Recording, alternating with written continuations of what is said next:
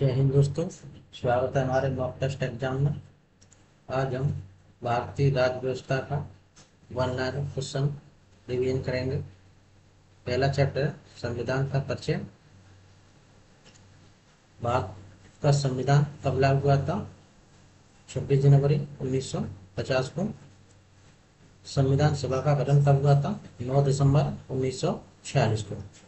संविधान सभा की प्रथम बैठक कब हुई थी? ये हुई थी 9 दिसंबर 1946 को। संविधान सभा के स्थायी अध्यक्ष कौन थे? डॉक्टर राजेंद्र प्रसाद। संविधान संविधान का प्रारूप समिति के अध्यक्ष कौन थे? ये थे डॉक्टर भीमराव अम्बेडकर थे। संविधान सभा ने संविधान को कब अंगीकृत किया था? 26 नवंबर 1949 को। संविधान सभा में कुल कितने सदस्य थे? ये थे 389। भारतीय संविधान की प्रस्तावना कब अंगीकृत हुई थी? 26 नवंबर 1949 को। भारतीय संविधान की प्रस्तावना में कितने शब्द हैं? 395 में 95। संविधान में कुल कितने अनुच्छेद हैं? 395। संविधान में कुल कितनी अनुसूचियां हैं वर्तमान में? 12। संविधान में मूल अधिकार किस भाग में दिए गए हैं? भाग 3 में दिए हैं। राज्य के नीति निर्देशक तत्व किस भाग में है? भाग 4 में है। संघ और राज्यों के बीच शक्तियों का वितरण किस अनुच्छेद में? अनुच्छेद 245 से 255 तक। आपातकाल से संबंधित प्रावधान किस भाग में है? भाग आपातकाल कितने में? भाग 18 में है। स्वतंत्र भारत का पहला आम चुनाव कब हुआ था? 1951 से 52 के बीच। हमारा संविधान किस प्रकार का है? हमारा संविधान लिखित संविधान है। भारतीय संविधान किस देश से सर्वाधिक प्रभावित है? यह है अमेरिका के देश से। भारत का संविधान किस प्रकार का संघ है? ये एक संघीय संघ है। संविधान में धर्मनिरपेक्ष शब्द कब जोड़ा गया था? 42वें संविधान संशोधन द्वारा 1976 में। भारतीय संविधान विश्व का सबसे बड़ा लिखित संविधान है। यह संविधान लचीला भी है और कठोर भी है। इसमें संसदीय शासन प्रणाली को अपनाया गया है। अगला देखें चैप्टर। भारतीय संविधान कब लागू हुआ था? 26 जनवरी 1950।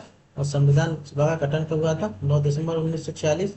संविधान सभा की प्रथम बैठक कब हुई थी? 9 दिसंबर 1946 को। संविधान सभा के स्थायी अध्यक्ष कौन थे? डॉक्टर राजेंद्र प्रसाद। भारतीय संविधान के निर्माता कौन है? संविधान सभा। भारतीय संविधान के मुख्य शिल्पकार कौन थे? डॉक्टर भीमराव अम्बेडकर थे। संविधान सभा का प्रारूप तैयार करने वाली समिति के अध्यक्ष कौन थे? डॉक्टर भीमराव अम्बेडकर थे। संविधान सभा ने संविधान को कब अंगीकृत किया था? 26 नवंबर 1949 को। संविधान सभा में कितने सदस्य थे? 389 थे। संविधान सभा में उपस्थित सदस्य कितने थे? 299 थे। संविधान में भाग की संख्या कितनी है? 22 भाग हैं। और संविधान में अनुच्छेद की संख्या कितनी है? 395 है। संविधान में अनुसूचियों की संख्या कितनी है? 12 है। मूल अधिकार संविधान किस भाग में? भाग 3 में है। राज्य नीति के निर्देशक तत्व किसमें? भाग 4 में है। मूल कर्तव्य किस भाग में है? भाग 4A में है। संघ और उसके राज्य क्षेत्र किस भाग में है? भाग 1 में है। नागरिकता किस भाग में है? भाग 2 में है। और संघ कार्यपालिका किस भाग में है? भाग 4 में है। संसद या संघ की विधानमंडल किस भाग में है? भाग ये भी इसमें 5 में है। राज्यों की कार्यपालक किस भाग में है? भाग 6 में है। और उच्चतम न्यायालय किस भाग में है? भाग 5 में है। और उच्च न्यायालय किस भाग में है? भाग 6 में है। और वित्त संपत्ति अनुबंध एक्ट से संबंधित प्रावधान किस भाग में है? भाग 7 में है। आपात उपबंध किस भाग में है?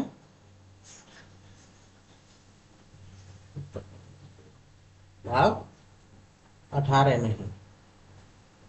और संविधान में कुल कितने संशोधन हुए? 105वां संशोधन 2023 तक है। तो 2023 तक कितने संविधान संशोधन होती है? 105। संविधान की प्रस्तावना की शुरुआत किससे होती है? हम भारत के लोग। संविधान की प्रस्तावना में भारत को क्या घोषित किया गया? संपूर्ण प्रभुत्व संपन्न समाजवादी, पंथ निरपेक्ष, लोकतांत्रिक गणराज्य। संविधान में शासन व्यवस्था किस प्रकार की है? लोकतांत्रिक गणराज्य की। संविधान की सर्वोच्चता क्या है? संविधान सर्वोच्च है। संविधान की विशेषता संविधान की आत्मा है। संविधान में एकात्मता के साथ संघीय व्यवस्थितता है। यह हमारा संविधान लिखित, विस्तृत और कठोर है।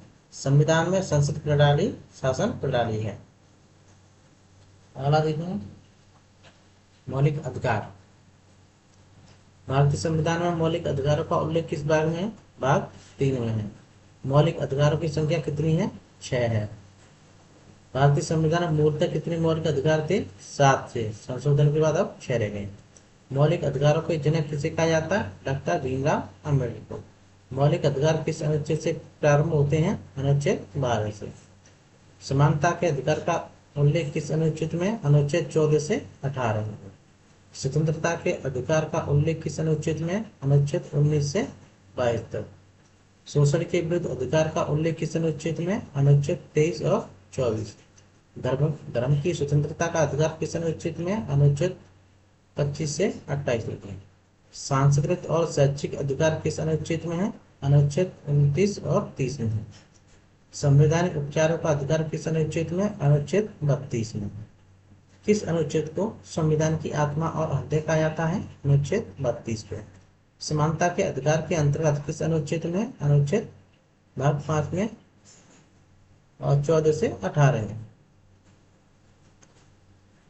कानून के समक्ष समानता का सिद्धांत किस अनुच्छेद में? अनुच्छेद 14 में। भेदभाव के निषेध का प्रावधान किस अनुच्छेद में? अनुच्छेद 15 में है। अवसर की समानता का प्रावधान किस अनुच्छेद में है? अनुच्छेद 16 में है।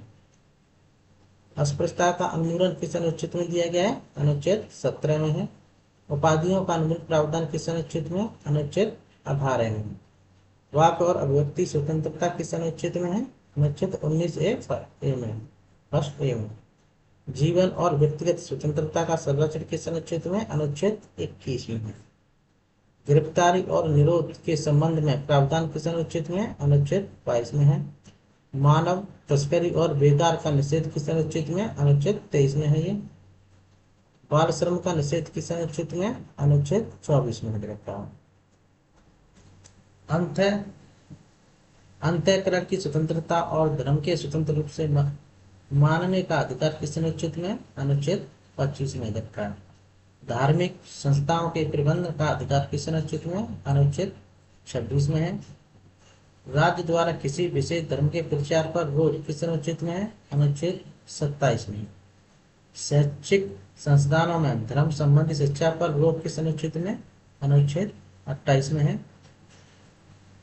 अल्पसंख्यकों की भाषा, लिपि और संस्कृत की रक्षा किस अनुच्छेद में? अनुच्छेद 29 में है। अल्पसंख्यकों के शैक्षिक संस्थान स्थापित करने का अधिकार किस अनुच्छेद में? अनुच्छेद 30 में है। क्या मौलिक अधिकार पूर्णतः निरपेक्ष होते हैं? नहीं होते। उचित प्रतिबंध संभव है। मौलिक अधिकार व्यक्तित्व की गरिमा, स्वतंत्रता और समानता की रक्षा करते हैं। ये अधिकार न्यायालय द्वारा वर्तनीय है। अनुच्छेद 32 को डॉक्टर भीमराव ने संविधान की आत्मा कहा है। संसद राज्य को नागरिकों के हित में उचित प्रतिबंध लगाने की शक्ति है। अगला चैप्टर देखेंगे राज्य के नीति निर्देशक तत्व देखेंगे, डीपीएसपी देखेंगे। राज्य के नीति निर्देशक तत्व डीपीएसपी किस भाग में दिए गए हैं? भाग 4 में। डीपीएसपी किस अनुच्छेद से प्रारंभ होते हैं? अनुच्छेद 36 से। डीएसपी किस अनुच्छेद तक है? अनुच्छेद 51 तक। अनुच्छेद 36 से लेकर अनुच्छेद 51 तक है। डीपीएसपी की कुल कितनी संख्या? 11 संख्या है। डीपीएसपी का मुख्य उद्देश्य क्या है? राज्य को सामाजिक और आर्थिक लोकतंत्र की दिशा में मार्गदर्शन देना है। डीपीएसपी न्यायालय द्वारा परिवर्तन होते हैं या नहीं होते हैं। डीपीएसपी का स्रोत किसमें निहित है? ये आयरलैंड के संविधान से लिया गया। डीपीएसपी का उद्देश्य किस प्रकार का राज्य स्थापित करना है? कल्याणकारी राज्य। अनुच्छेद 36 किससे संबंधित है? परिभाषा से। अनुच्छेद 37 में क्या क्या कहा गया है? डीपीएसपी न्यायालय द्वारा परिवर्तनीय नहीं होंगे परंतु राज्य के लिए मूलभूत हैं। क्या डीपीएसपी संविधान संशोधन के द्वारा बदले जा सकते हैं? हाँ, ये बदले जा सकते हैं। अनुच्छेद 38 किससे संबंधित है? सामाजिक, आर्थिक और राजनीतिक न्याय पर आधारित सामाजिक व्यवस्था पर। अनुच्छेद 39 किससे संबंधित है? पुरुषों और महिलाओं के लिए समान अधिकार और समान जीविका के साधन। अनुच्छेद 39A किस संशोधन द्वारा जुड़ा गया था? 42वां संशोधन 1976 के द्वारा। अनुच्छेद 40 किससे संबंधित है? ग्राम पंचायतों का संगठन से संबंधित है। अनुच्छेद 41 किससे संबंधित है? कार्य का अधिकार, शिक्षा का अधिकार और लोक सहायता का अधिकार है। अनुच्छेद 42 किससे संबंधित है? मानवीय कार्य दशाएं और प्रसूति सहायता उपलब्ध कराना। अनुच्छेद 43 किससे संबंधित है? जीविका योग्य वेतन, उचित जीवन स्तर और अवकाश प्रदान करना है। अनुच्छेद 43A किस संशोधन द्वारा जोड़ा गया था? ये भी 42वें संशोधन 1976 द्वारा जोड़ा गया था। अनुच्छेद 43A किससे संबंधित है? उद्योगों के प्रबंधन में श्रमिकों की भागीदारी से। अनुच्छेद 44 किससे संबंधित है? समान नागरिक संहिता से संबंधित है। अनुच्छेद 45 किससे संबंधित है? 14 वर्ष तक के बच्चों को निःशुल्क और अनिवार्य शिक्षा देना है। अनुच्छेद 45 के महत्वपूर्ण परिवर्तन कौन से संशोधन द्वारा हुआ था? 86वें संशोधन 2002 में हुआ था। अनुच्छेद 46 किससे संबंधित है? अनुसूचित जातियों, अनुसूचित जनजातीय और अन्य कमजोर वर्गों के शैक्षिक और आर्थिक हितों की रक्षा करना। अनुच्छेद 47 किससे संबंधित है? पोषण स्तर, जन स्वास्थ्य को ऊंचा उठाना और नशीले पदार्थ पर प्रतिबंध लगाना है। अनुच्छेद 48 किससे संबंधित है? गोवंश नस्लों का संरक्षण और डेयरी उद्योग का संगठन। अनुच्छेद 48A किस संशोधन द्वारा जोड़ा गया था? 42वां संशोधन 1976 द्वारा जोड़ा। अनुच्छेद 48A किससे संबंधित है? पर्यावरण संरक्षण और सुधार से संबंधित है। अनुच्छेद 49 किससे संबंधित है? राष्ट्रीय महत्व के स्मारकों, स्थलों और वस्तुओं का संरक्षण से संबंधित है। अनुच्छेद 50 किससे संबंधित है? न्यायपालिका को कार्यपालिका से अलग करना है। डीपीएसपी राज्य के लिए मार्गदर्शक सिद्धांत हैं, न्यायालय द्वारा विवर्तनीय है। इनका उद्देश्य सामाजिक और आर्थिक न्याय पर आधारित कल्याणकारी राज्य की स्थापना करना है। डीपीएसपी को समय समय पर संविधान संशोधन द्वारा सुदृढ़ किया गया है। डीपीएसपी और मौलिक कर्तव्यों का लक्ष्य समान है, राष्ट्र का कल्याण करना। अगला चैप्टर देखेंगे संघ की कार्यपालिका। अगला चैप्टर है संघ की कार्यपालिका। भारत का राष्ट्रपति किसका प्रमुख होता है? भारत संघ का। भारत का वास्तविक कार्यपालिका प्रमुख कौन होता है? प्रधानमंत्री होते हैं। भारत का राष्ट्रपति किस अनुच्छेद के अंतर्गत कार्य करता है? अनुच्छेद 52 के अंतर्गत। राष्ट्रपति का चुनाव किस प्रकार किया जाता है? अप्रत्यक्ष निर्वाचन द्वारा। राष्ट्रपति का कार्यकाल कितना होता है? 5 वर्ष होता है। और राष्ट्रपति पुनः निर्वाचित हो सकता है या नहीं? हो सकता है। राष्ट्रपति पद की शपथ कौन दिलाता है? मुख्य न्यायाधीश या उनके अनुपस्थिति में सर्वोच्च न्यायालय के वरिष्ठ न्यायाधीश। राष्ट्रपति को महाभियोग के द्वारा हटाया जा सकता है या नहीं? हाँ, हटाया जा सकता है, अनुच्छेद 61 के द्वारा। राष्ट्रपति के महाभियोग का प्रावधान किस अनुच्छेद में? अनुच्छेद 61 में। प्रधानमंत्री की नियुक्ति कौन करता है? राष्ट्रपति करते हैं। प्रधानमंत्री किसके प्रति उत्तरदायी होता है? लोकसभा के। प्रधानमंत्री लोकसभा का सदस्य होना आवश्यक है या नहीं? नहीं, परंतु 6 माह के सदस्य बनना अनिवार्य है। मंत्रिपरिषद की नियुक्ति कौन करता है? राष्ट्रपति करते हैं। मंत्रिपरिषद सामूहिक रूप से किसके प्रति उत्तरदायी होते हैं? ये होते हैं लोकसभा के। भारत में मंत्रिपरिषद का गठन किस अनुच्छेद के अंतर्गत किया गया? अनुच्छेद 74 और 75 के अंतर्गत। मंत्रिपरिषद का प्रमुख कौन होता है? प्रधानमंत्री जी होते हैं। मंत्रिपरिषद का आकार निर्धारित करने वाला प्रावधान किस अनुच्छेद में? अनुच्छेद 75 में दे रखा है।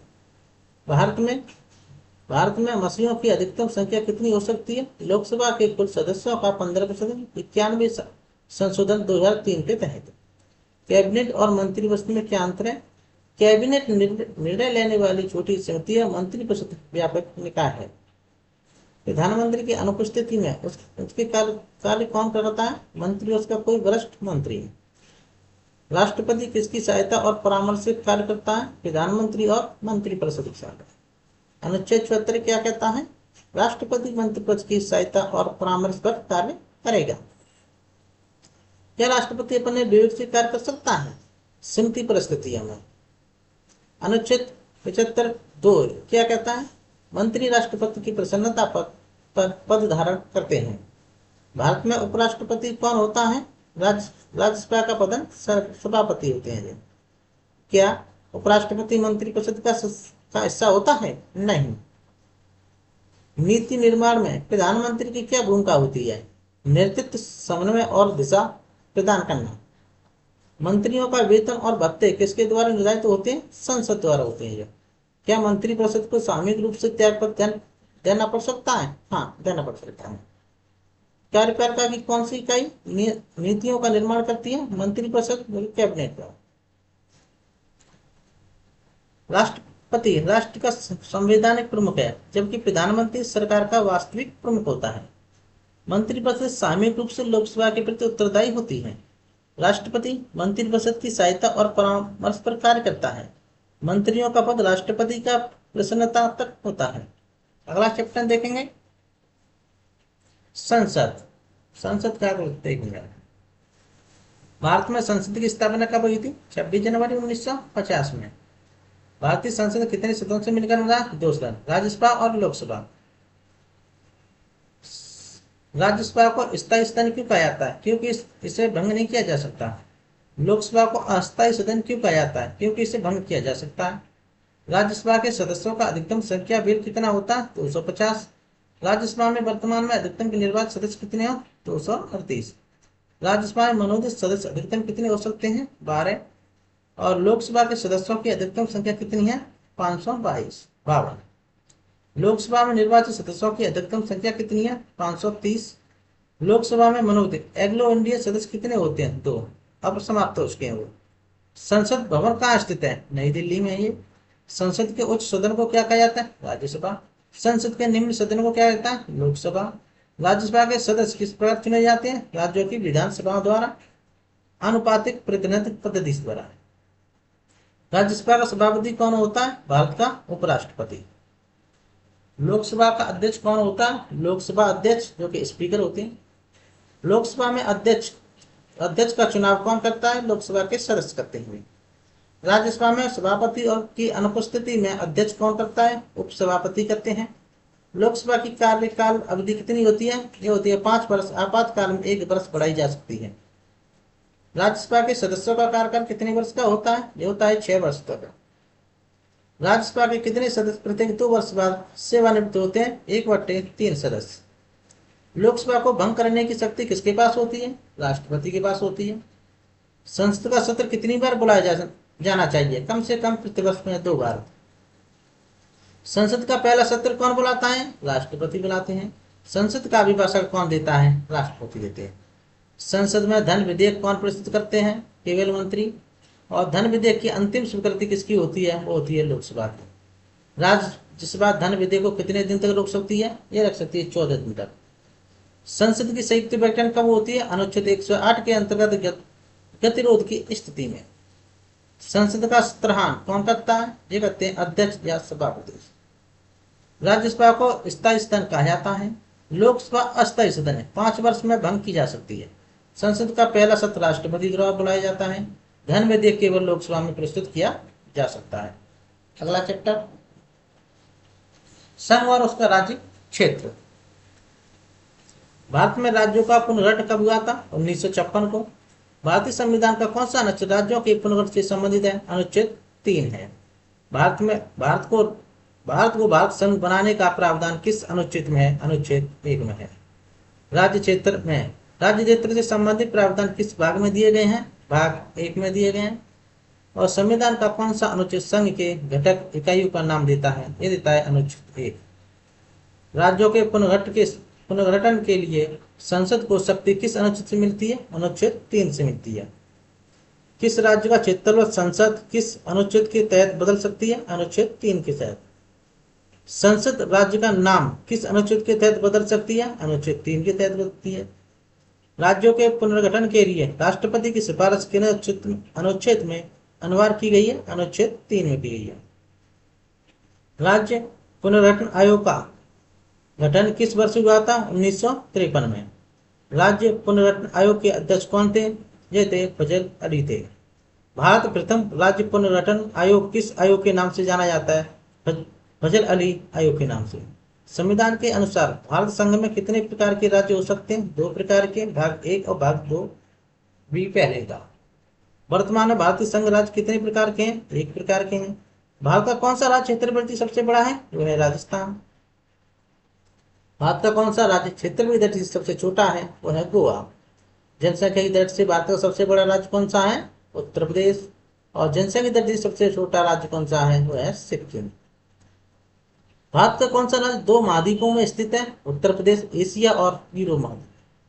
भारत का कौन सा राज्य 2 समुद्रों के बीच स्थित है? वो है केरल, अरब सागर और बंगाल की खाड़ी पर। राज्य का पहली बार किस राज्य पुनर्गठन भाषा के आधार पर हुआ था? आंध्र प्रदेश, 1953 में। दिल्ली को केंद्र शासित प्रदेश का दर्जा कब मिला? 1956 में। वर्तमान में भारत में कुल कितने राज्य हैं? 28 राज्य हैं। और वर्तमान में कुल कितने केंद्र शासित प्रदेश हैं? जो हैं 8। वर्तमान में भारत के कुल राज्य और केंद्र शासित प्रदेश कितने हैं? 36 हैं। जम्मू कश्मीर को केंद्र शासित प्रदेश का दर्जा कब दिया गया था? 31 अक्टूबर 2019 को। अनुच्छेद 2 किससे संबंधित है? नए राज्यों का प्रवेश। अनुच्छेद 4 किससे संबंधित है? राज्यों की सीमा, नाम है, परिवर्तन। पहले पार्ट सी स्टेट किसे कहा जाता था? केंद्र शासित प्रदेश को। कौन सा राज्य भारत का सूर्योदय का राज्य कहलाता है? वो कहलाता है अरुणाचल प्रदेश। संविधान ने भारत को राज्यों का संघ कहा, न कि राज्यों का समूह। राज्यों के पुनर्गठन की प्रक्रिया संसद द्वारा कानून बनाने के माध्यम से होती है। अनुच्छेद 1 से 4 तक भारत के राज्य क्षेत्र से संबंधित है। किसी राज्य की सीमा केवल संसद ही बदल सकती है, राज्य विधानमंडल नहीं। अगला चैप्टर अनुच्छेद 1 से 4 तक देखेंगे। भारतीय संविधान कब लागू हुआ था? 26 जनवरी 1950। भारतीय संविधान ने संविधान को कब बनाया? 26 जनवरी 1949 को। संविधान निर्मात्री समिति के अध्यक्ष कौन थे? डॉक्टर राजेंद्र प्रसाद। भारतीय संविधान की प्रस्तावना में कितने शब्द हैं? 395, जो कि 42वें संविधान संशोधन के बाद है। प्रस्तावना में हम भारत के लोग किसका दयुक्त है? सत्ता और स्रोत गणता है। भारतीय संविधान कितने भागों में विभाजित है? 22 भागों में। भारतीय संविधान में कितने अनुच्छेद हैं? 395 मूल संविधान से, जो 448 अब हो चुके हैं 105वें संशोधन के बाद। भारतीय संविधान की अनुसूची की संख्या कितनी है? मूल संविधान में थी ये 8 थी। संविधान का अनुच्छेद 1 किससे संबंधित है? संघ और उसका राज्य क्षेत्र। भारत राज्यों का संघ है, यह अनुच्छेद किस में है? अनुच्छेद 1 में। भारत में वर्तमान राज्य कितने हैं? संविधान लागू होने के समय 28 राज्य। भारत में कितने केंद्र शासित प्रदेश थे? 1950 में 8 केंद्र शासित प्रदेश। संविधान का अनुच्छेद 2 किससे संबंधित है? नए राज्यों का प्रवेश या स्थापना। संविधान का अनुच्छेद 3 किससे संबंधित है? राज्यों के गठन और सीमा में परिवर्तन। संसद को कितने राज्यों की सीमा में परिवर्तन करने की शक्ति है? किसी भी राज्य की उस राज्य की विधायिका से राय लेकर। संविधान का अनुच्छेद 4 किससे संबंधित है? राज्यों केंद्र शासित प्रदेशों के परिवर्तन हेतु विशेष प्रावधान। अनुच्छेद 4 के अंतर्गत संसद का निर्णय कैसा होता है? अंतिम होता है। क्या अनुच्छेद 1 से 4 तक के न्यायालय को नई चुनौती दी जा सकती है? नहीं दी जा सकती। संविधान के किस अनुच्छेद में संघ और राज्य क्षेत्र का उल्लेख है? अनुच्छेद 1 में। संविधान के अनुसार भारत का क्षेत्र क्या क्या समाहित करता है? राज्यों के क्षेत्र, केंद्र शासित प्रदेश, उनसे प्राप्त क्षेत्र, अर्जित क्षेत्र। नए राज्य बनाने के लिए संसद कानून कैसे पारित करती है? सरल बहुमत से। किसी राज्य के क्षेत्र में परिवर्तन के लिए संबंधित राज्य की विधायिका से क्या क्या ली जाती है? राय ली जाती है, जिसे मानना आवश्यक नहीं है। क्या संसद राज्य की सीमा में परिवर्तन उस राज्य की सहमति के बिना कर सकती है? हाँ, कर सकती है। अनुच्छेद 3 के अंतर्गत गठन या सीमा परिवर्तन के लिए राष्ट्रपति की सिफारिश आवश्यक है? हाँ, है। संविधान में केंद्र शासित प्रदेश शब्द पहली बार किस संशोधन द्वारा जोड़ा गया था? 7वां संशोधन 1956 में। वर्तमान 2024 में भारत में कितने राज्य हैं? 28 राज्य, जो कि अभी भी हैं। वर्तमान 2024 भारत में कितने शासित प्रदेश जो कि अभी भी हैं? 8 केंद्र शासित प्रदेश। जम्मू कश्मीर को केंद्र शासित प्रदेश का दर्जा कब दिया था? 31 अक्टूबर 2019। क्या अनुच्छेद 1 से 4 तक को संविधान संसद द्वारा बदला जा सकता है? हाँ, बदला जा सकता है। क्या अनुच्छेद 1 से 4 तक के मूल संरचना सिद्धांत का हिस्सा है? नहीं है। भारत संघ राज्यों का संघ है, इसे तोड़ा नहीं जा सकता। अनुच्छेद 2 से नया राज्य केंद्र शासित प्रदेश के रूप में भी बनाया जा सकता है। संसद राज्य की सहमति के बिना उसकी सीमाओं में परिवर्तन कर सकती है। अनुच्छेद 4 संसद के राज्य केंद्र शासित प्रदेशों में परिवर्तन हेतु विशेष प्रावधान देता है।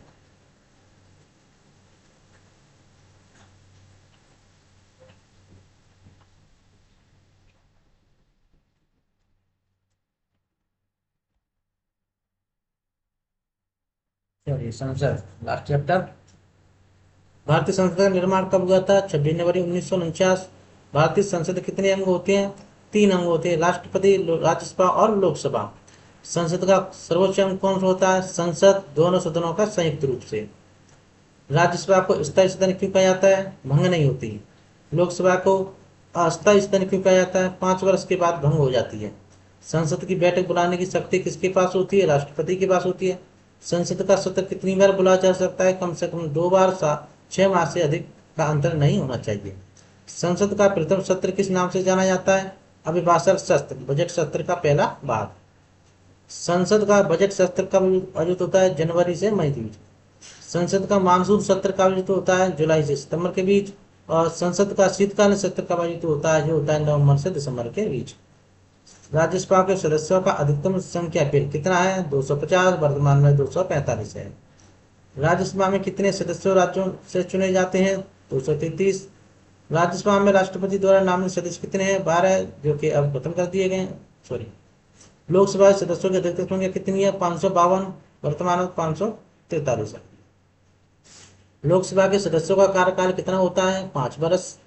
लोकसभा को समय से पूर्व भंग कर सकता है राष्ट्रपति। लोकसभा का अध्यक्ष कौन होता है? स्पीकर। लोकसभा के उपाध्यक्ष कौन होते हैं? उपसभापति। राज्यसभा के प्रधान सभापति कौन होते हैं? भारत के उप राष्ट्रपति। संसद सदस्य बनने के लिए न्यूनतम आयु क्या है? 25 वर्ष। राज्यसभा, लोकसभा के लिए 25 वर्ष। सॉरी, राज्यसभा के लिए 30 वर्ष होती है और लोकसभा के लिए 25 वर्ष। सही करेंगे। संसद सदस्य बनने के लिए किन शर्तों का होना आवश्यक है? भारतीय नागरिक शपथ कानून द्वारा निर्धारित योग्यता। संसद की कार्यवाही का संचालन किस भाषा में होता है? हिंदी या अंग्रेजी भाषा में।